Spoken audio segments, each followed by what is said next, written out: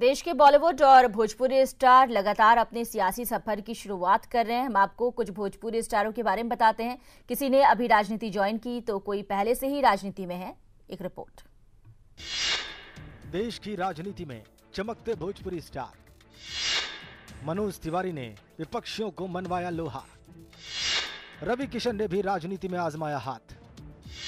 2019 में निरहुआ भी लड़ेंगे चुनाव। देश की राजनीति में भोजपुरी स्टारों का आना कोई नई बात नहीं। अभी बीते बुधवार ही भोजपुरी स्टार दिनेश यादव निरहुआ ने मुख्यमंत्री योगी आदित्यनाथ की मौजूदगी में बीजेपी ज्वाइन की। बीजेपी ज्वाइन करते ही राजनीति के गलियारों में उनके चुनाव लड़ने की चर्चाएं भी तेज हो गई। वहीं भोजपुरी सुपरस्टार रवि किशन के भी गोरखपुर से चुनाव लड़ने की चर्चाएं तेज हैं।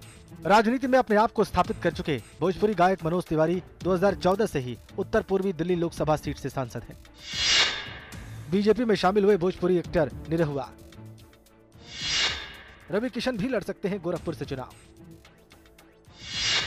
मनोज तिवारी पहले से ही दिल्ली से हैं सांसद। मनोज तिवारी ने समाजवादी पार्टी की टिकट पर 2009 में गोरखपुर से चुनाव लड़ा, जिसमें वो योगी आदित्यनाथ से चुनाव हार गए। उसके बाद 2010 में मनोज तिवारी ने अन्ना के भ्रष्टाचार विरोधी आंदोलन से जुड़कर अपनी पहचान बनाई।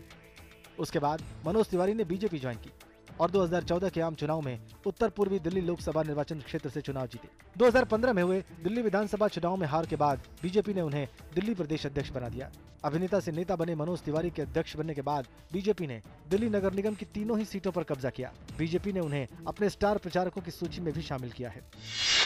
मनोज तिवारी ने 2009 में लड़ा था चुनाव। सपा की टिकट पर गोरखपुर से लड़ा था चुनाव। सीएम योगी आदित्यनाथ से हारे थे चुनाव। अन्ना के भ्रष्टाचार विरोधी आंदोलन से 2010 में जुड़े। 2014 में बीजेपी से उत्तर पूर्वी दिल्ली सीट पर चुनाव लड़े। 2017 में बीजेपी दिल्ली प्रदेश अध्यक्ष बनाया गया। भोजपुरी सिनेमा के सुपरस्टार ने भी राजनीति में हाथ आजमाया। उन्होंने 2014 में कांग्रेस की टिकट पर अपने गृह जनपद जौनपुर से चुनाव लड़ा, जिसमें वो 5वें नंबर पर रहे। उन्हें केवल कुल वोटों के महज 4% वोट मिले थे।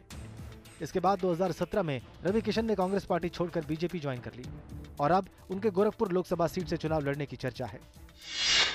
2014 में चुनाव लड़ चुके हैं रवि किशन। कांग्रेस की टिकट पर जौनपुर से लड़ा था चुनाव। रवि किशन को मिले थे 4% वोट।